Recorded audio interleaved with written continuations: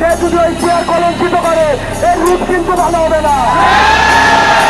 আমরা স্পষ্ট ভাবে বলে দিতে চাই, সরকার অতি দ্রুত আমাদের এই নিষ্পত্তি বিষয় আপনারা মীমাংসিত করে দেবেন, না হলে সামনে কি হবে আমরা কিন্তু জানি না, প্রবর্তনীরা জানে না, আমরা কিন্তু রাজপথ ছাড়তে আসি না।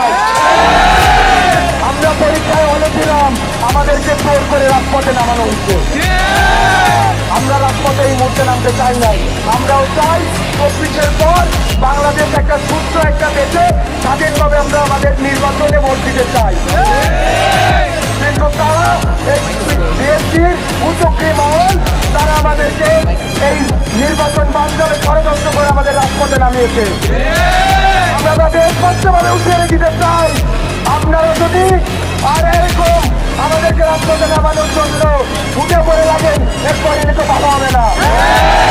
প্রশাসনের কাছে আহ্বান জানাবো, আপনারা আজকে প্রধান উপদেষ্টা বরাবর বা যেভাবেই হোক আপনারা আমাদের কথা সরকারের কাছে পৌঁছাবেন, যেন দ্রুত এই বিষয়ে নিষ্পত্তি হয়। আমরাও চাই না জনভোগান্তি, আমরাও পরীক্ষার হলে বসতে চাই। বাংলাদেশ